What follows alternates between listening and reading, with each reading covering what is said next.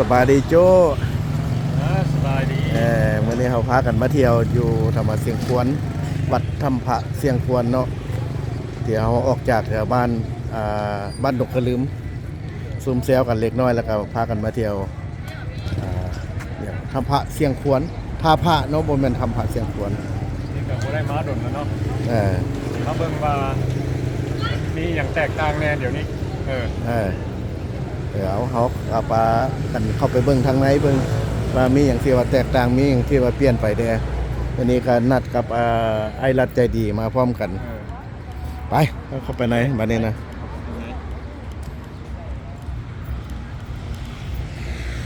อันนี้โอ้เป็นนักท่องเที่ยวหลายเด้อเป็นคนชาวจีนในระบบแม่นลาวเด้อลงแนวนี้ก็สิคือไทยดำกับบ่แม่นเรียกว่าไทยอย่างบ่ที่คนมาก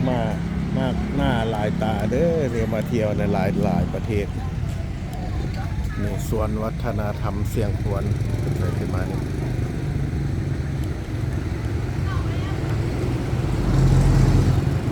นี่เขากำลังย่างเข้าไปในพระเสียงควร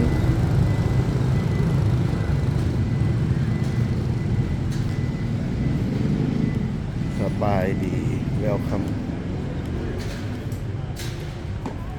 เอาเสื้อเขียวอยู่หันแล้วแม่นไอรัดใจดีแล้วเพื่อนนั่นนะมากับน้องหักเพื่อน2 คนสบายดีรัดมาฮอดดนแล้ววะลงแล้วนะโซเฟอร์ไม่เนาะเพื่อนเข้าป่าพุ่นเข้าป่าเพื่อนไปเรื่อยๆน้อยเข้าทั้งลุบทั้งคุ้งโซเฟอร์ไม่ว่าเป็นยัง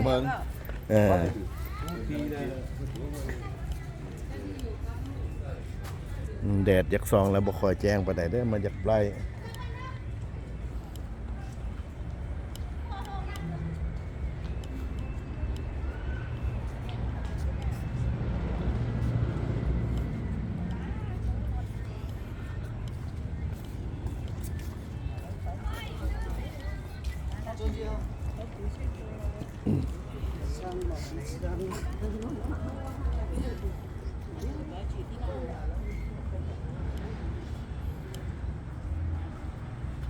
เอาอ่านสวยกันเนาะศูนย์วัฒนธรรมเสียงควรตั้งอยู่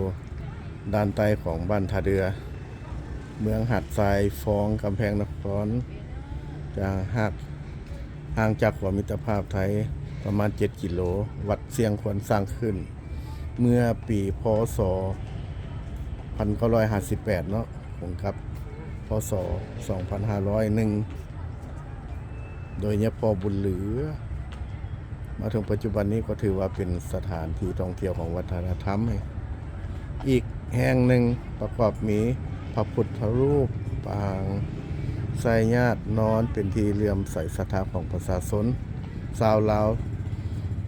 วชาวพุทธและเป็นแหล่งท่องเที่ยวที่รู้จักกันแพร่หลายพอสมควรทั้งไกลและไกลสถานที่ดังกล่าวห่างจากนครหลวงเวียงจันทร์ประมาณ25 กิโลไปทางทิศเหนือและห่างจากขัวมิตรภาพลาวไทยเพียง7 กิโลจุด3เท่านั้นเอาตอนนี้เราก็สิพาทุกคนที่ว่าย่างเลาะเบิ่งก่อนเนาะ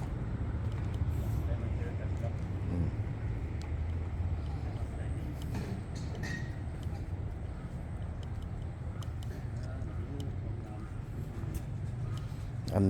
รูปที่ว่าเป็นลุ่มอยู่ในใหญ่ๆนี่เป็นที่ว่านรกเด้อสวรรค์นรก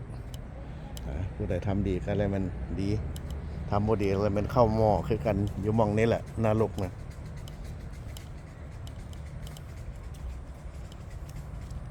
นรกสวรรค์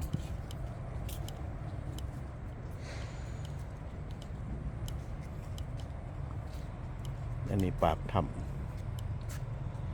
นี่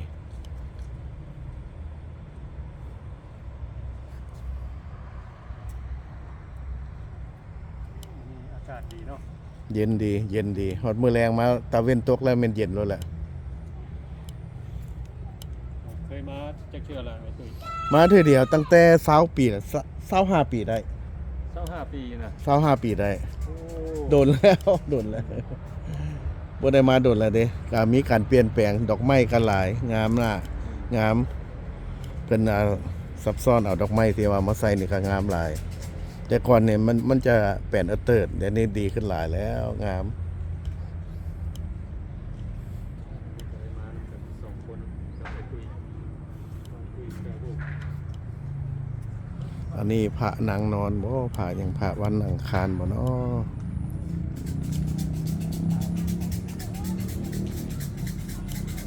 เอาผู้ใดที่ว่าบ่เคยฮู้เคยเห็นบ่ได้มากลับมาเบิ่งเด้อมาลิ้นเด้อมายามบ้านเฮาเด้อมันจะยาวลงไปพวกแหละแคมป์ของเพิ่นก็บ่จักนี่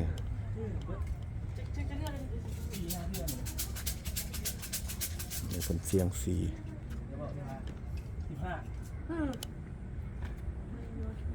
วันกันมาขอพรได้ดีกว่า ขอโชคขอลาบเสียงสีอื้อหือ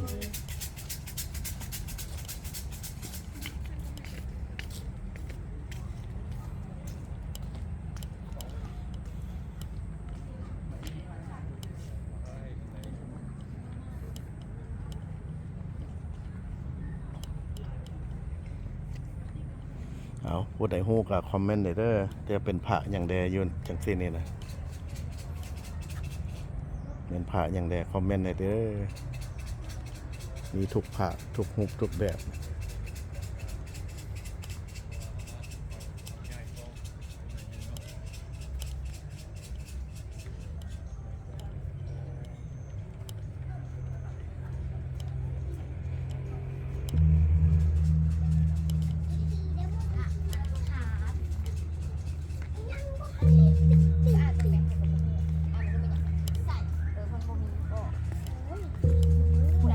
นี่ไงบ่ภายใน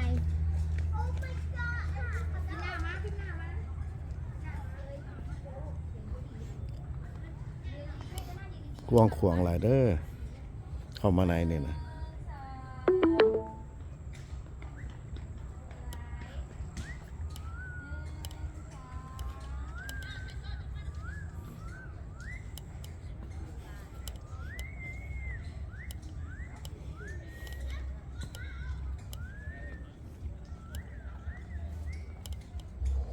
ดอกจำปาต้นจำปา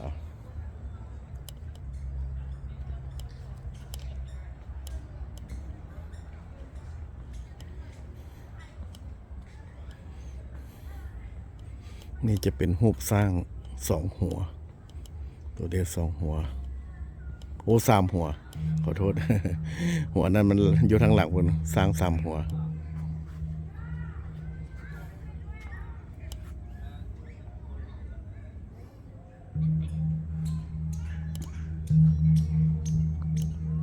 ในหัวหนึ่งอยู่ทางหลังพี่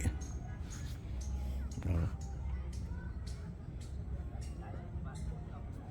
อันนี้ครับผ้าผู้ใดฮู้จักว่าผ้าแนวใดคอมเมนต์ได้เด้อ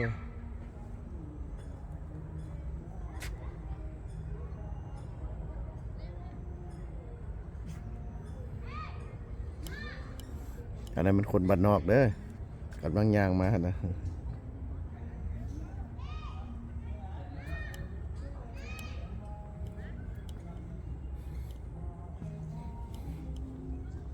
โอเค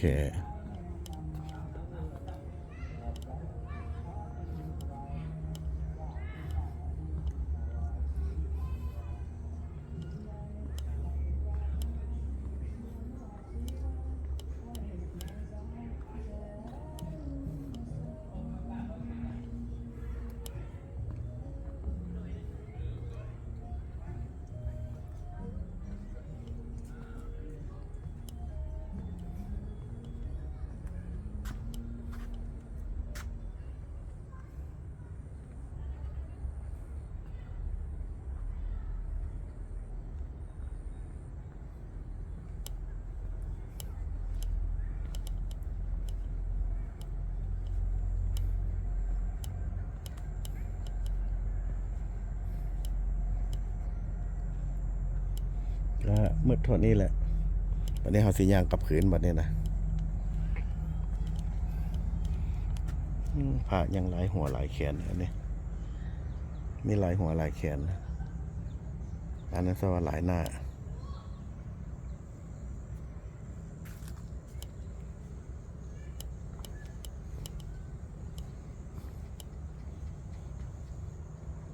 อากาศเย็นดีช่วงยามหนาวเด้อตะเว้นตกดินแล้วมันเย็นรถหนาวแล้วเด้อพี่น้องเลยเดี๋ยวนี้นะหนาวแต่ต้นปีมาได้กะพอแล้วเกือบเดือนแล้วเด้ปีกายนี้มันหนาวประมาณ2-3 มื้อแล้วก็ฮ้อนมาเลยปีกายเนี่ยนะปีนี้หนาวแต่หัวปีตั้งแต่เดือน11พุ่น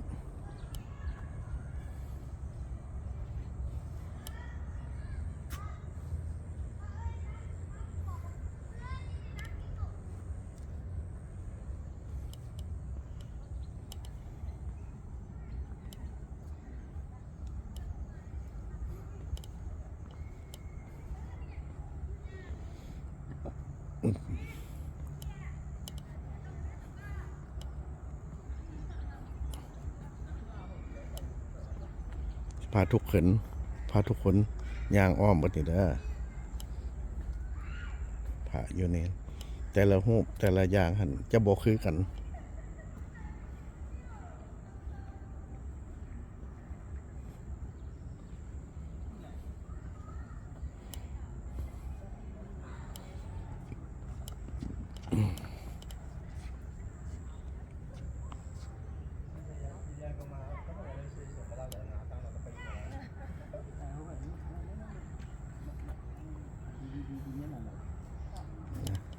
เขาเจ้าถ่ายทำบัดนี้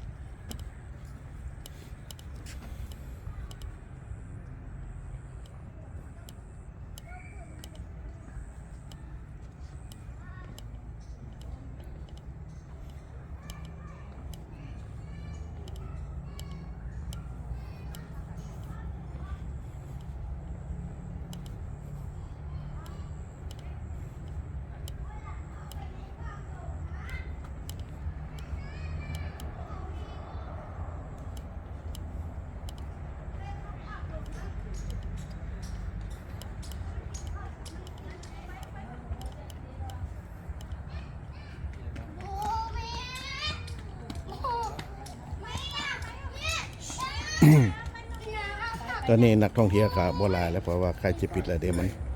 ในเวลาตอนนี้ก็ประมาณ5 โมงกว่าๆแล้วเนาะ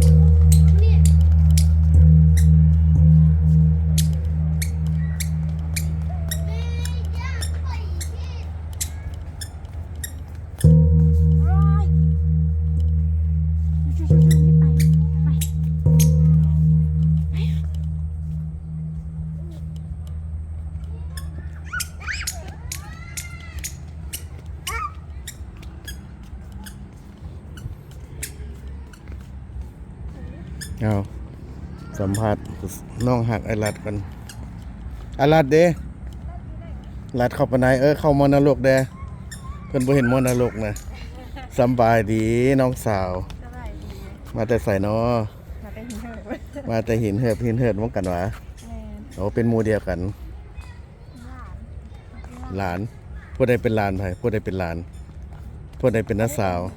เอามันเป็นเอื้อยแม่ โอ้ผู้นี้เป็นเอ้ยผู้นั้นเป็นหลานเนาะ โดย โอ้มาเฮ็ดเวียกอยู่เวียงพี่บ่ แม่ โอ้เป็นจังไดความแตกต่างที่ว่าเวียงจันทน์กับหินเหิบอยู่พี่ควรลดหลาย อยู่พี่มวนหลายก่อนอยู่หินเหิบไว้ แม่ หินเหิบมันธรรมชาติเนาะ แม่ อื แต่กะ ม อยู่ใส่บ่คือกะบ่คือบ้านเฮาเลย บ่คือบ้านเฮาเนาะอืม บ้านเฮาบ่มีอันเดินแต่สบายเจอมี ย่างแต่บ่ได้แบบทุกเจอเด้อกับที่ฮอดบ้านนั่นน่ะ นะบ่ลืมบ้านเกิดนะเนาะไปคือกันนะ มาอยู่สิว่าอยู่ทางใดก็ตามก็ยังขึ้นฮอดบ้านเกิดคือเก่าได้เมื่อยามบ้านเลยบ่ บางที2 เดือนถึงเดือนคันมีเวียกมีงานก็เมือง โอ้ บางเทื่อกับเพิ่นก็เจ้าพักเวียกกับเมือง ไก่บ่หลังตั้งแต่เวียงจันทน์ไปฮอดหินเหิบนี่เฮานั่งรถไปรถเมล์บ่รถหยังรถส่วนตัว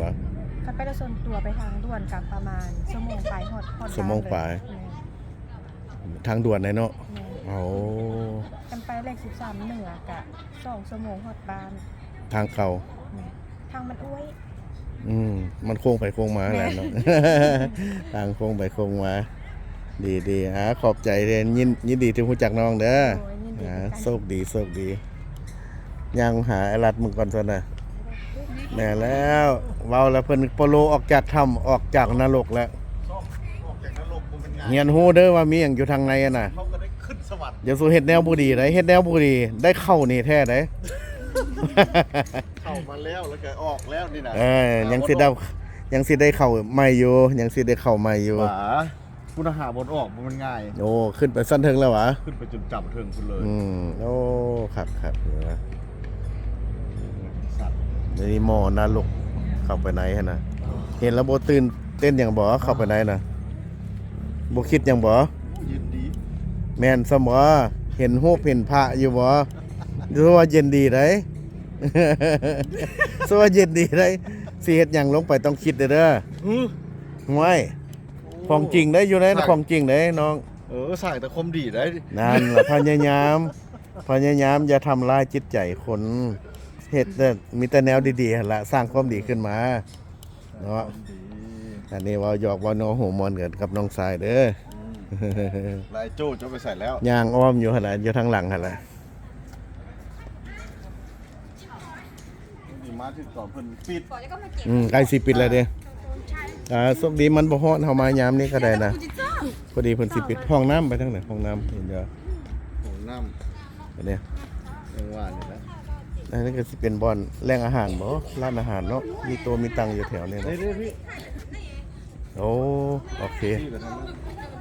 เอามาฮอดนี้แล้วเฮาก็ขอจบคลิปไว้เพียงเท่านี้ก็เด้อ